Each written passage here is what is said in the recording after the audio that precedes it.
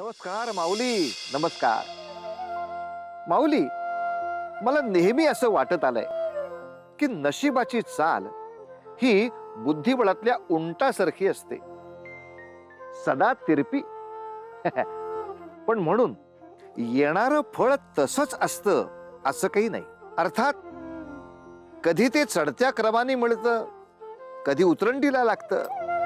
म्हणून आपण कसलीही हाव न धरता पदरी पडेल त्याचा स्वीकार करावा. आपल्या वाट्याला आलेलं पुण्य इतरांना वाटल्यामुळं आपल्या पुण्याचं पारडं जड होतं हे खरं, आणि त्यामुळं आपलं आयुष्य सुद्धा कसं बदलून जातं. म्हणून नियतीनं तुमच्या माथी जे लिहिलं असेल ते बदलत नाही माऊली. नियतीला कोणी फसवू शकत नाही ग माऊली, कोणी फसवू शकत नाही.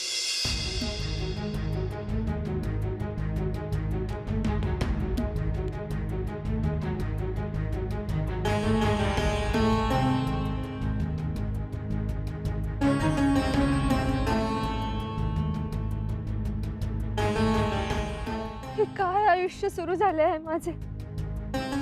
एखाद्या उमललेल्या पुष्पास पायतळी तुडवावे आणि रस्त्यावर फेकून द्यावे.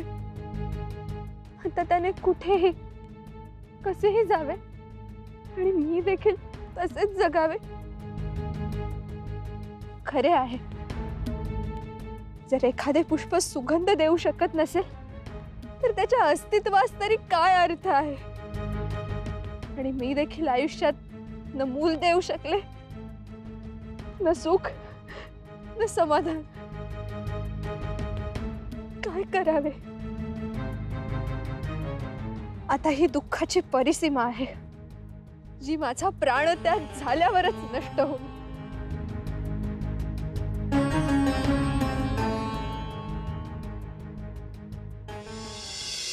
पिताश्री, मला हे कदापि मान्य नाही. अवनी आपले घर सोडून जाणारच नाही, आणि तुम्ही तिला असे का जाऊ दिले? घ्या, म्हणजे दोष इतर कुणाचा नाही, माझाच आहे. छान. किती प्रयत्न केले तिला अडवण्याचे. माझ्यात नव्हते एवढे बळ तिला थोपवण्याचे तू येईपर्यंत. पण जिच्यामुळे घरातील श्राद्ध कार्य अपुरे राहिले, आलेले महानुभाव उपाशी परत गेले, त्याच्याबद्दल काहीच म्हणणे नाही तुझे. परंतु ती नुकतीच बाळंत झाली होती, आणि तिच्या मनात हा विचार निश्चित आला असणार की त्याच्या पित्याची आणि बालकाची भेट सत्वर झालीच पाहिजे. पण माझे बाळ, ते कसे आहे, कुठे ते? अरे किती भोळा आहेस रे तू. अरे आपल्या नवजात शिशूला मागे ठेवून जाणार आहे का ते आवत असा. बघ बघ, तुझी देखील चिंता नाही रे तिला.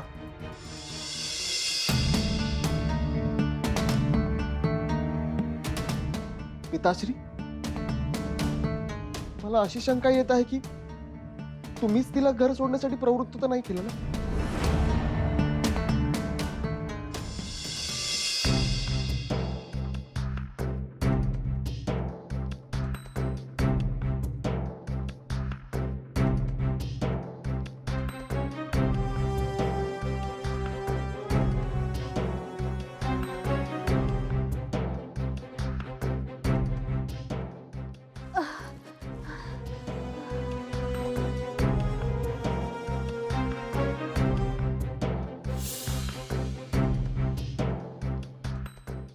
कुठे आले आहे मी, आणि इतकी भयावह रात्र कशी आणि कधी उजाडली. म्हणजे ती केवळ इतका वेळ मी चालत होते, दिशाही.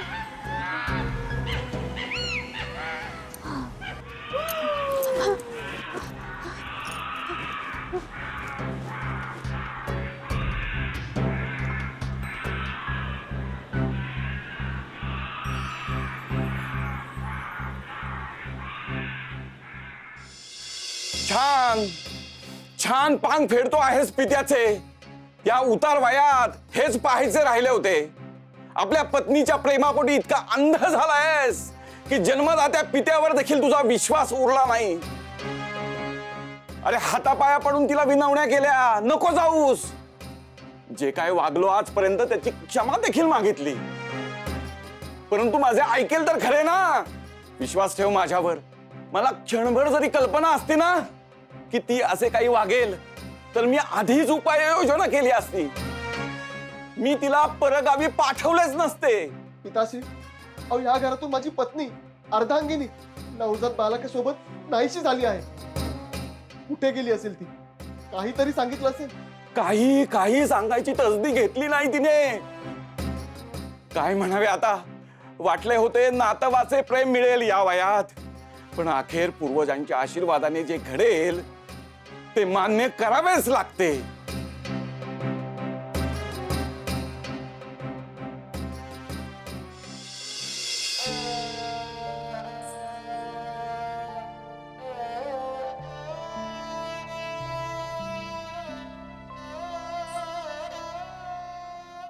प्रभू, तुझ्या अस्तित्वावर मी कधीच शंका घेतली नव्हती, पण आज तू हे सिद्ध केलंस की आमच्यासाठी तुझे अस्तित्व हे अर्थशून्य आहे.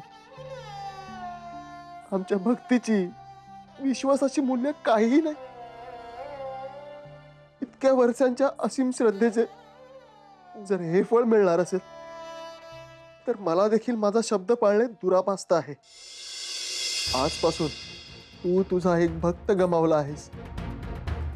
तुझ्यावरील असलेल्या श्रद्धेचे रूपांतर आता तिरस्कारात झाले आहे. हा गोविंद कदापि तुझे स्मरण करणार नाही, दर्शन घेणार नाही आणि उमराही जिजवणार नाही.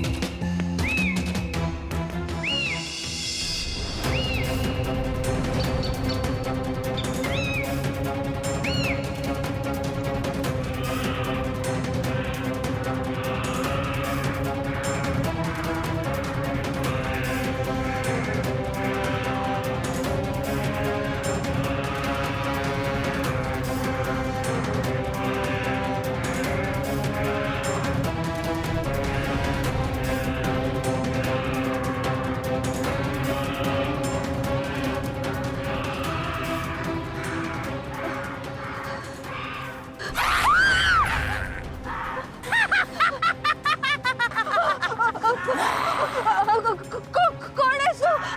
मी कदंबा झोटिंग झोटिंग वंश माझा. मनुष्य देह अप्रिय आहार माझा. आज आज माझा आत्मा तृप्त होणार.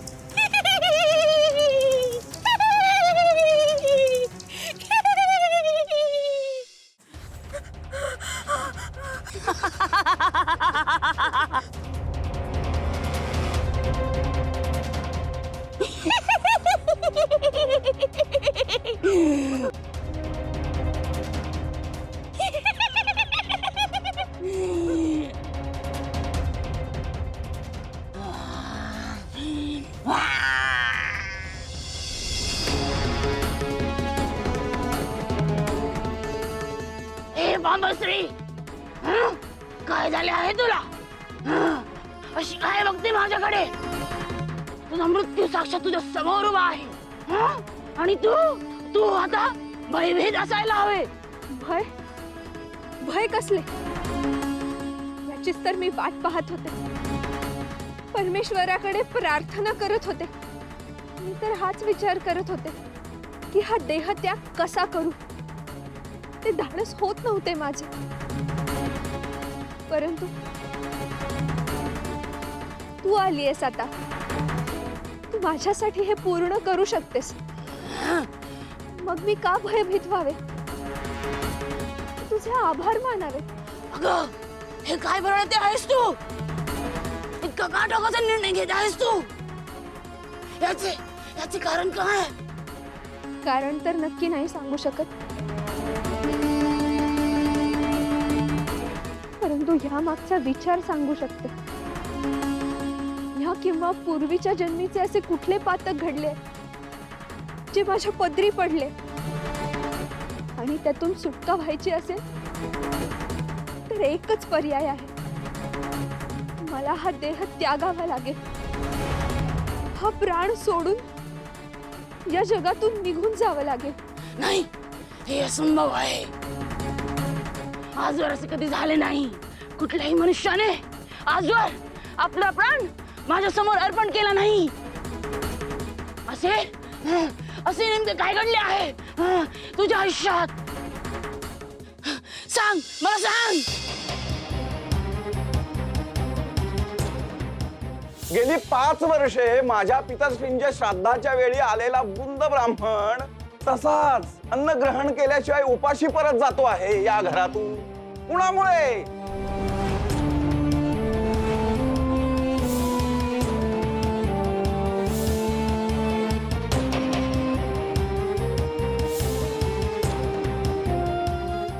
अभिनंदन. यंदा आपल्या घरात पाळणा हलणार आहे हो. जर याही वर्षी पुन्हा तेच अक्रीत घडले तर तुला त्या पापाचे प्रायश्चित्त म्हणून या घरातून आणि गोविंदच्या आयुष्यातून सदा सर्वदा निघून जावं लागेल. महोदय, आपण भोजनास प्रारंभ करावा.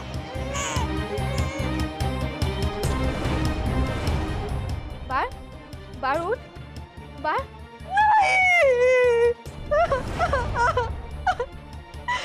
माझं बाळ. इतकेच दुर्दैवी घडले माझ्या आयुष्यात, म्हणून मी हा निर्णय घेते. कुठल्याही स्त्रीच्या जन्माची इतकी विदारक कथा का का असावी? किती किती आणि काय काय सहन केले आहे तू. तो कितीतरी स्त्रियांसाठी आदर्श ठरू शकते, जिला आयुष्य जगणं म्हणजे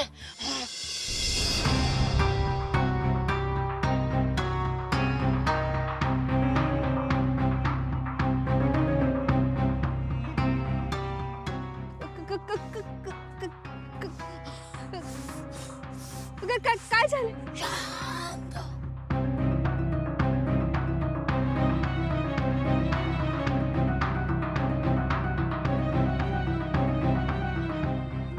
उठ, उठ, उभी राहा.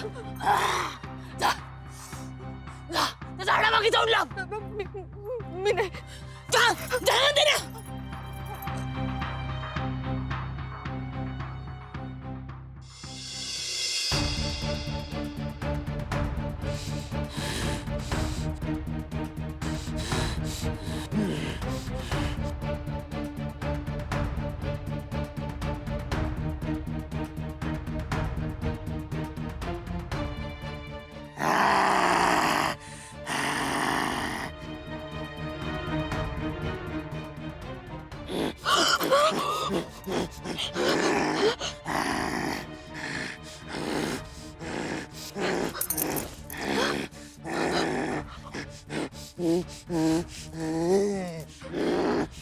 अरे काय काय झाले?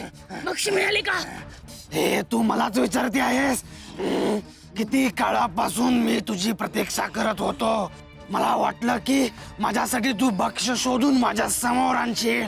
अरे असं काय करतोस? आपण दोघांनी ठरवले होते ना की आपण दोघांनी प्रयत्न करायचे. मी सुद्धा प्रयत्न केलेच होते, परंतु मला अत्यल्प अन्न प्राप्त झाले. क्षुधा ही शमली नाहीच, उलट ती अधिक तीव्र झाली. आज अमावस्येचा मुहूर्त आहे, तरी देखील अन्न प्राप्ती कशी नाही झाली. शांत हो, रात्र अद्याप संपलेली नाही. आपल्याला आपले भक्ष्य निश्चित प्राप्त होईल.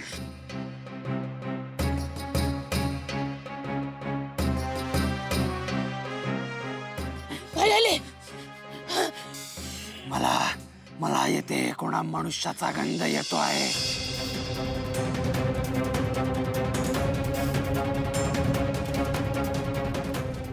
अरे थांब! ए ए थांब! ए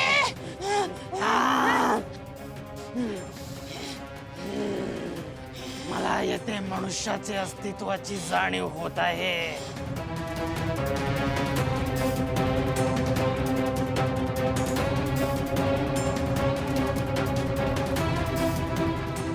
हॅलो हॅलो हॅलो हॅलो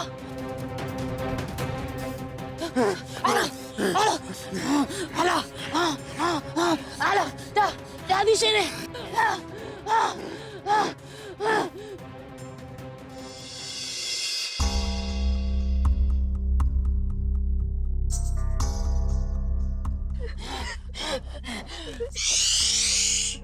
उठ उठ उठ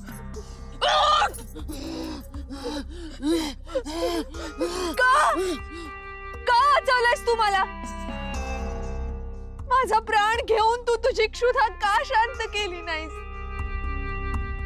किमान माझा देह कुणाच्या तरी उपयोगी आला असता. मी नरभक्षक आहे. मी जोटिंग आहे, परंतु माझ्यात देखील एका मातेचे मन आहे. तू असे पराभूत होता उपयोगी नाही. तुला अजून लढले पाहिजे. त्यासाठी तुझे जीवित राहणे आवश्यक आहे. परंतु मी जीवनात राहून काय करू? काय अर्थ आहे माझ्या अस्तित्वाला? तू एक स्त्री आहे आणि स्त्री कधीच परिस्थितीला शरण जात नाही. ती नेहमीच मात करते. आता या क्षणी तुला इकडनं बाहेर पडणे गरजेचे आहे. तिकडे चल, तिकडे चल, तिकडे.